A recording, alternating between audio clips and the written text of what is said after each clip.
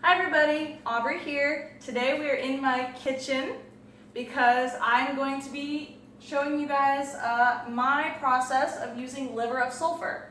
I've had a few people contact me and ask me what form I use and the proper way to dispose of it and that kind of stuff. So I decided I'm going to be showing you all how to do it sooner rather than later. Co-starring with me today is the lovely Anna. Just don't mind her.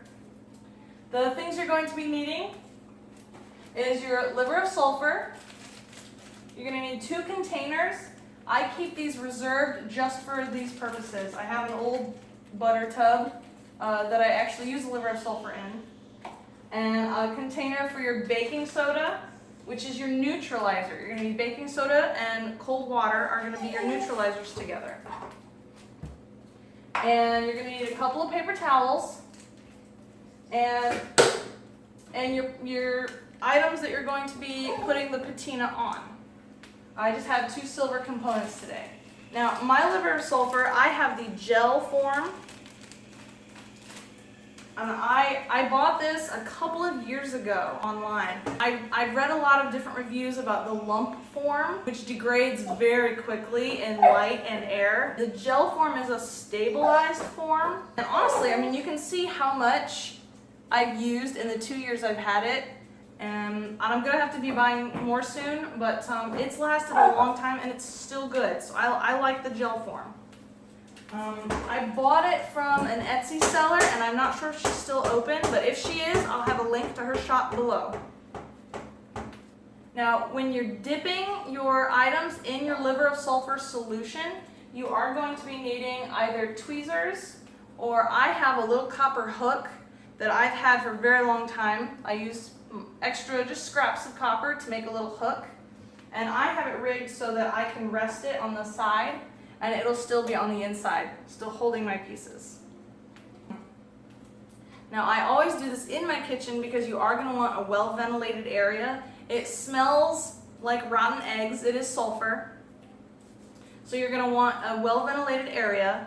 When you're making your solution, you're going to want very warm water, but you don't want it to be hot enough that it's simmering or boiling, and you don't ever want to burn it. If I were to dip a silver piece, if I dip it in the liver of sulfur solution, I take it out and I say, oh, well, I need to fix this, and I go to solder it right away, you cannot do that because whether it's boiled or burned, it will produce a very toxic gas, so you don't want to do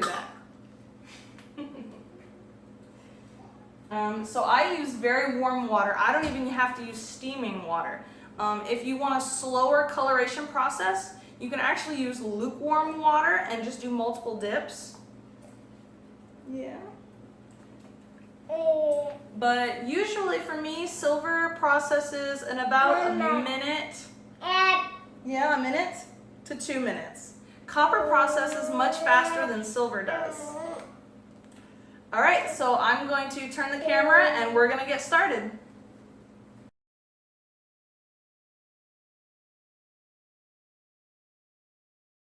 Okay everybody, here is my setup. I have 2 paper towels. One of them is to rest the finished product on after it's been neutralized. This paper towel I use when I wipe off the lid when I'm done dipping it in there. This is going to be the container I put my liver of sulfur in. This is the container I put baking soda in. You can measure out the baking soda, but I usually just dump some in. About a tablespoon's worth is all you're gonna need. Alright, so you're done with your baking soda now. Ta-da! Now I'm going to add my liver of sulfur gel into this container. I only add a drop. I'm going to pop this open with my hand. You can see there's already a little bit on the lid. And because it's gel, it's gonna take it a little bit to come down to the tip. And then all you need is 1 little drop. Okay, and there we have it. I'm going to close this, and then I wipe off my lid before I put it back in its baggie. All right, now I'm gonna take both of these to my tap, and I'm gonna fill this one up with warm water and this one up with cold water. I have the hot water on, I'm gonna just put it in. Just like that. Okay guys, I'm back. We have my liver of sulfur solution, which is actually already turning cloudy, which means it's already beginning to neutralize. That's how quickly it works, guys. And this has the baking soda and the water. We're going to take our pieces, and I put them on the little wire hook, and we're gonna set it inside. You can swish it like I do, or you can just dip it and check the coloration. I pull it up so that I can see what color it is. You can see it's turning tan.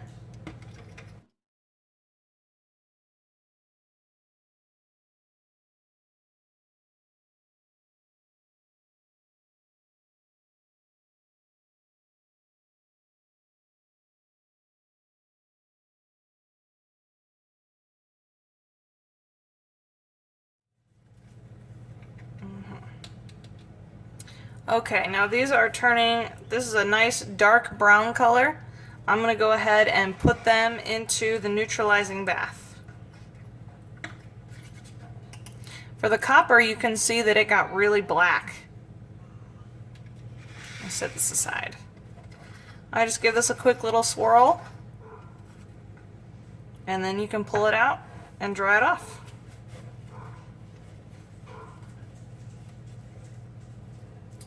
And it's as easy as that, guys. You'd see some of the colors on this silver. And now we're going to give it a polish.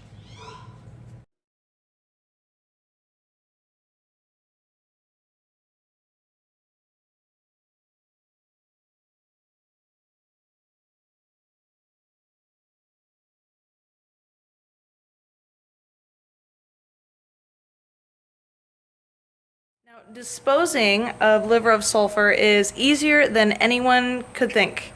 All we're going to do is we're going to set it outside. The light is going to neutralize it in just a couple of hours at the most. And then you can dump it on your lawn as a fertilizer, or you can pour it on tomatoes and onions to give them an extra flavor boost. This has only been about 15 minutes and it is pretty white. I'm going to go dump it on my rose bushes. Hi guys, something I did want to add that I forgot to during my video is that I do notice in the past few months that my liver of sulfur has been neutralizing quicker during my use. I'm sure you saw that on the video. It got cloudy in just a few minutes. That is not normally the case when you start out. I believe that that's because this is such an old liver of sulfur. And they do usually break down pretty quickly, but the stabilized version is supposed to last a lot longer. That being said, we're going on 3 years now that I've had this liver of sulfur that I'm still using it. So I do think that that's one of the reasons why mine neutralizes a lot quicker. So I need new, but yours, starting off new or even just a few months old, should be yellow and working a lot longer than mine did. Until you set it outside and let it neutralize in the light naturally, and then it will usually take about 15 minutes to an hour. In my case, I've always experienced. Further up north, people with less UV radiation may have a longer wait period, but again, I think I've read most of the time it's only about an hour to 2 hours at most. Now, I got mine on an Etsy website. I will give you the link below if the shop is still open. Pricing wise, this little bottle here that has lasted me as long as it has, I think only cost me $8 to $10 plus shipping. Like, it was really not that bad at all, especially for having lasted as long as it has. If you guys have any more questions for me, please ask in the comments section down below. Don't forget to like my video and share it with everyone. Please subscribe if you haven't already. I can't wait to see you guys next week. Bye!